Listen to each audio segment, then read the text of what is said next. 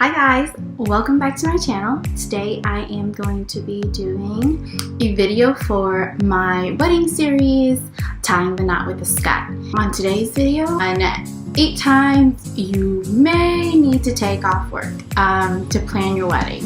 And just so you know, I will be doing an update video soon.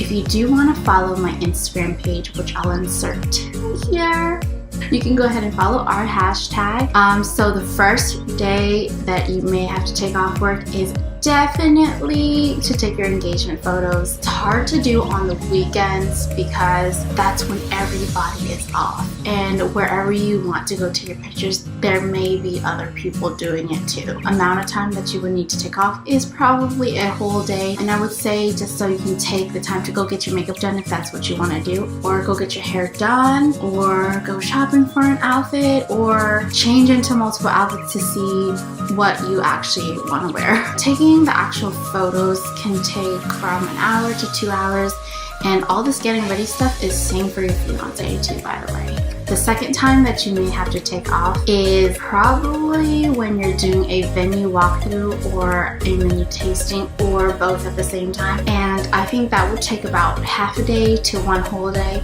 For me, I would personally recommend a whole day. That way you can see other things around you. And I say this because the venue may be busy on the weekend, so it may be hard for you to come in and see things or try things because they may be having other weddings, or there may be some event going on. Taking a day off for wedding shopping for attire and doing things like fittings. First of all, it's really hard to try to get all your bridesmaids together for the weekend. Everybody works different schedules. This is also relevant to weekdays, by the way.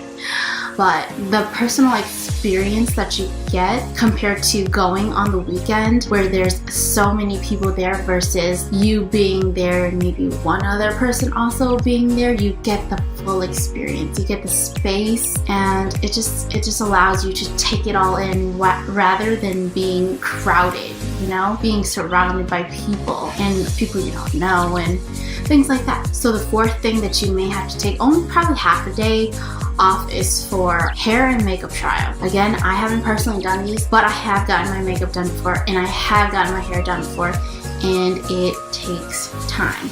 It takes over an hour to get your makeup done, especially if you're doing airbrush makeup, and hair can take up to 2 hours.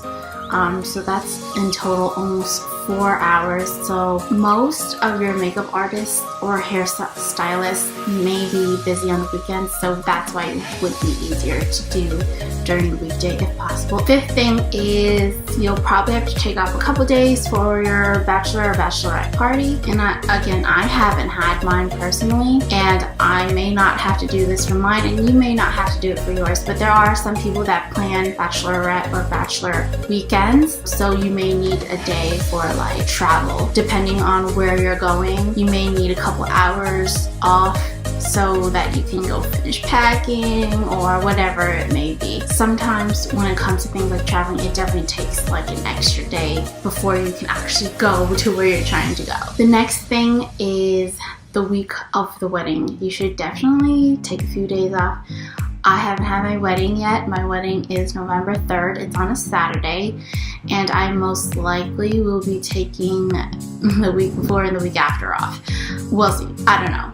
By the way, I want to let you know, if you want to follow my fitness journey for like getting fit for my wedding, go ahead and check out my 28-day reset challenge videos. I'm so excited because I did do it last year, and it does work. So ladies, brides, get it together.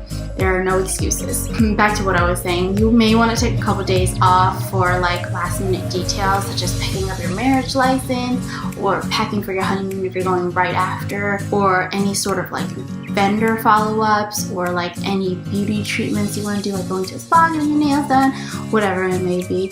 Most importantly, you definitely need to take time to rest. Also, don't forget to eat healthy. The next day that you may want to take off work is the day after the wedding, but you deserve to have at least 1 or 2 vacation days before returning back to work.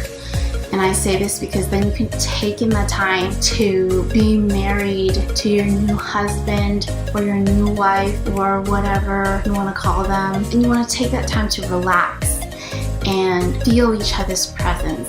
And you may also want to do things like writing thank you notes, I don't know, but for me, I think over anything, you should definitely enjoy the company of your brand new husband or wife. The last suggested date to take off is obviously your honeymoon. I think generally people do 1 week, some people do 2. Do what you have to do, plan a week trip, whatever it may be. But that's all I have for you now. Don't forget to subscribe and don't forget to hit that bell. I'll see you next time. Bye.